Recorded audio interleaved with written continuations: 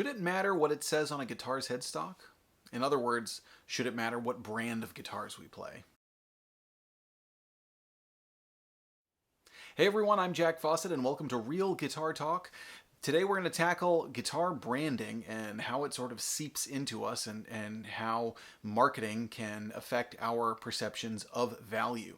Now, the obvious answer, if you're kind of looking at the question, should be no, brand really shouldn't matter. But it unfortunately does in a lot of cases, and it's going to go much deeper than that and be a multifaceted issue. Now, in an ideal world, we would play a guitar that we love that was ethically made. Those would be my kind of two most important things. Now, you may say like, well, what about quality and everything? I would kind of roll quality into a guitar that you love, because if it's a guitar that you love, it'd have to have a pretty serious nostalgic level or some kind of deep personal connection for you to love a guitar that's really not good quality. Generally speaking, we connect with guitars that play and sound good, and those things are part of the quality of them. And ethically made is important, but that's another one it's a little hard. A lot of people have different opinions on it, and there's a lot of conflicting information out there about what that means and what's actually happening. Now, there is one practical thing that I want to just get out of the way of. When does branding actually matter? There is one place where it's sort of indisputable, it really does matter, and it really does make a significant impact, and that is resale value. This generally doesn't line up at all with the actual quality of an instrument, but as guitar players, we like stuff, most of us. I know very few guitar players who don't really get into kind of like, at least a little bit wanting another guitar. And the reality is life is tough, and there's a lot of times when times are tough and money is tight, and when you look at the hierarchy of human needs, and I've talked about this in another video, your things that you do on the kind of higher level are the things that go first. So when I say higher level, I mean things like arts and philosophy, and you look at the real hierarchy of human needs. Those are human needs. I'm not going to say that they're not needs, but they are sort of their needs that are the first to go if times get rough. The most basic needs obviously being food, shelter, safety. Guitars don't fit that. So when those kind of more basic core needs are threatened, you might need to... Now, I've heard a lot of guitar players say like, well, I certainly don't buy a guitar. I buy a guitar that I like. I don't care about what its resale value is going to be. And I would love to be that way again too, but that is sort of an ideal world scenario for me. I think the reality of it is that for many of us, we want to buy something, even if we love it. Like I've never bought a guitar thinking like, oh, well, I'm just going to sell this and make a buck, or, that hasn't crossed my mind. I've bought a guitar because I enjoyed it, wanted to play it, see myself playing it. But it is also important to know that, hey, if things get rough, I can get back a certain amount of the money that I invested in this down the road. I'm not throwing money away, essentially. Now, again, that kind of depends on your point of view. You may say, well, you're not throwing money away if you buy something that you love, and I don't disagree with that. But again, we're talking about ideal world versus real world. And many of us live in the real world and don't have the kind of money to be throwing around willy-nilly without knowing that we can get something back out of it. So that is a practical time when brand really does matter, and it's kind of an objective way. Again, I go back to, it doesn't necessarily mean that the quality of a guitar that's a brand name guitar is better. What it means is that it's a known commodity. People who see it, they recognize it, they know it's going to be a certain thing, they're confident that they can buy it, that they could also resell it. This is the same reason why, the value of a guitar drops if you've modified it. Now, I like to modify my guitars. I modify my guitars a lot.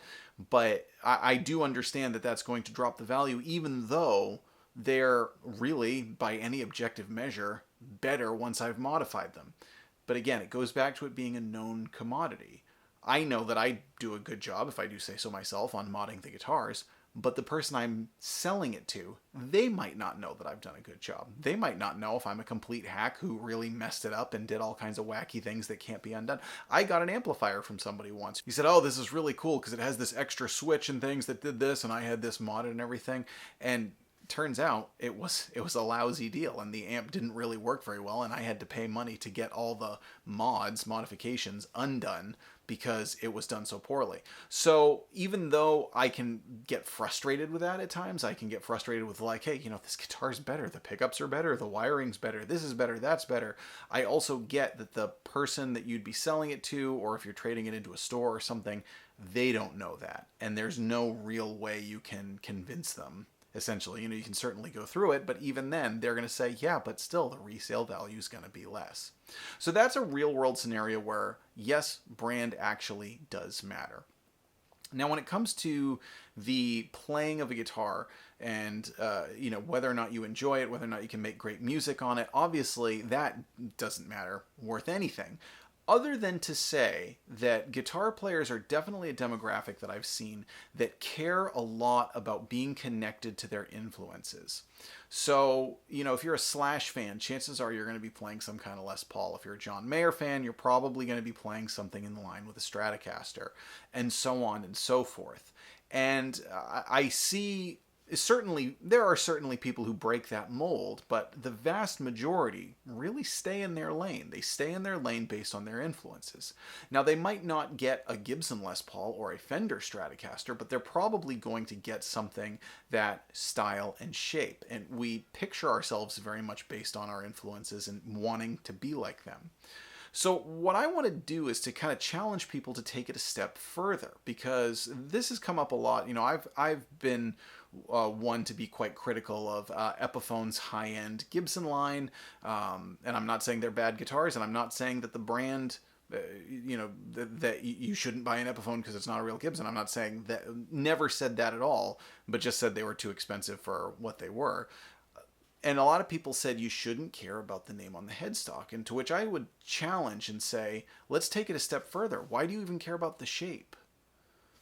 Why does it have to be a Les Paul shape? Because that would be, somebody would say like, well, to get a real looking 335 for this style, it's like, well, it's not just the headstock. There's a whole guitar there. And there are a lot of guitars of a similar shape and a similar style. They can get a very, very similar sound for good quality for less money. So there's still some kind of like brand thing connected there. It's the same with Squier and Fender. Now, a lot of people talk about how much they love Squier Classic Vibes. And, I've played Classic Vibes and they're fine guitars. And I wouldn't shame anyone for playing one. But I've also played other Telecaster or Stratocaster style guitars outside the realm of the Fender brand that were better guitars for less money. Tease comes to mind. It's a small company from New York. I did some reviews with them. Their Telecaster, I thought, beat the pants off of a Squier Classic Vibe. But it's still outside of that Fender brand. You see this when people talk about Squiers, and again, I'm not trying to go after a group here. I'm just trying to make a point. So bear with me. I'm not trying to shame anyone who's into that. But again, that sort of Squier thing, you say, well, shouldn't matter what the name on the headstock is, and yet there's still this sort of like connection to the brand that somehow makes it seem better. It somehow makes it seem more like you're connected to the way that you want to be connected. Like somehow if I play a Fender Stratocaster, it's like I'm somehow in the guitar genealogy of Eric Clapton or Jimi Hendrix or David Gilmour.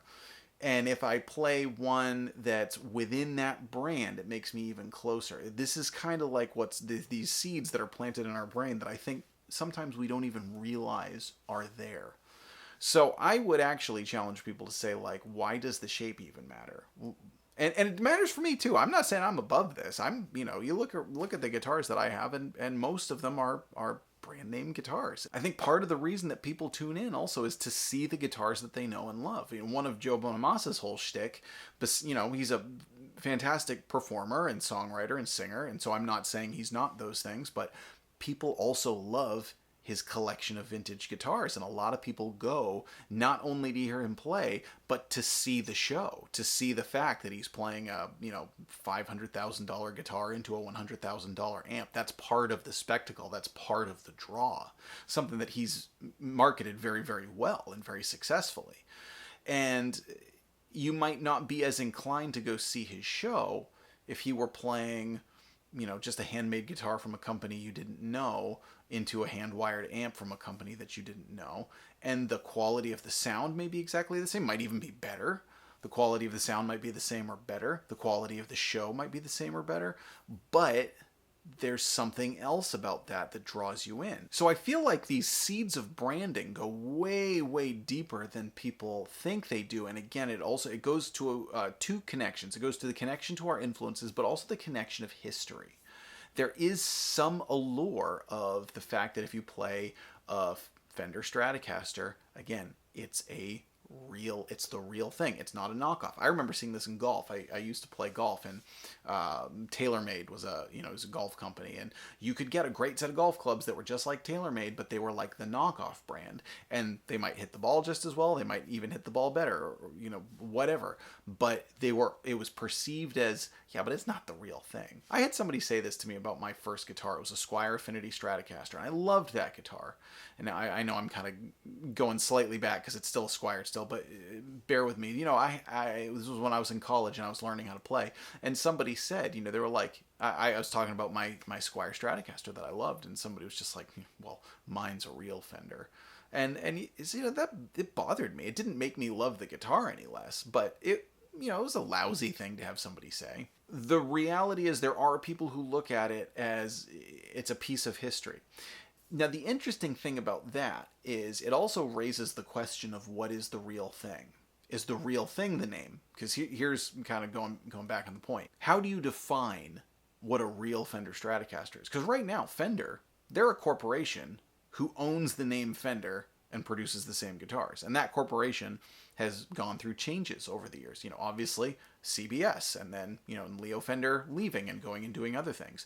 So what makes an authentic Stratocaster? Is it the fact that it says Fender on the headstock? What about somebody who makes a Fender Stratocaster from a small shop, or they make a Stratocaster style guitar, let's say, and let's say that they do it exactly the way that Leo and the gang did in the 1950s and early 1960s. Let's say that they use the same everything to make a Stratocaster replica.